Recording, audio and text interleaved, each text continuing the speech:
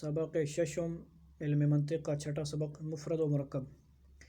مفرد وہ لفظ ہے کہ اس کے جز سے اس کے معنی کے جز پر دلالت کا مقصد یعنی ارادہ نہ ہو، جیسے لفظ زید کہ اس کے جز سے مثلا زا سے اس کے معنی کے جز پر دلالت کا ارادہ نہیں بلکہ دلالت ہی نہیں، یعنی زا ہے یا ہے دال ہے، اس سے کوئی بھی نہیں بنتا، تو اس لیے ہم نے ارادہ بھی نہیں ہے، پورے لفظ زید کا بھی وہ نہیں ہے، ارادہ نہیں، اس لیے یہ مفرد ہوگا۔ مفرد کی چار قسمیں ہیں۔ اول، اس لفظ کا جز نہ ہو، جیسے لفظ کہ اردو میں دوم لفظ کا جز ہو مگر وہ معنی دار نہ ہو، جیسے انسان کہ الف و نون و واو اور سین، الف نون اور سین کہ کچھ معنی نہیں۔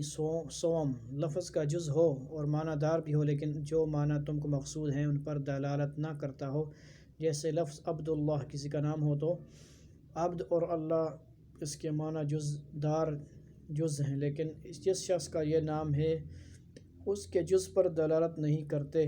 چہارم لفظ کے جز معنی دار ہوں اور جو معنی تم کو مقصود ہیں اس کے جز اجزاء پر بھی دلالت کریں لیکن اس دلالت کا تم نے ارادہ نہیں کیا، جیسے حیوان۔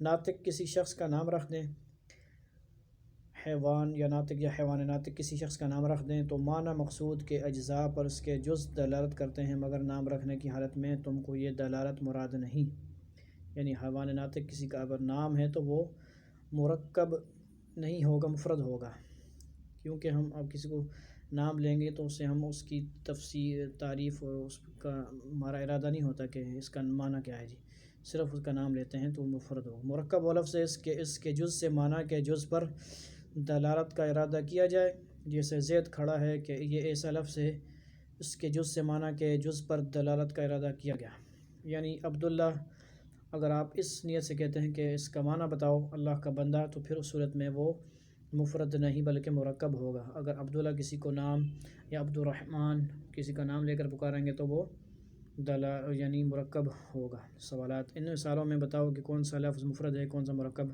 احمد، مظفر نگر۔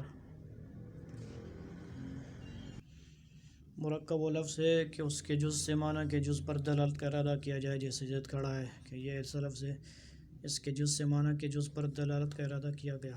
سوالات، ان مثالوں میں بتلاؤ کہ کون سا لفظ مفرد ہے کون سا مرکب۔ احمد، مظفر نگر، اسلام آباد۔ عبد الرحمن، ظہر کی نماز۔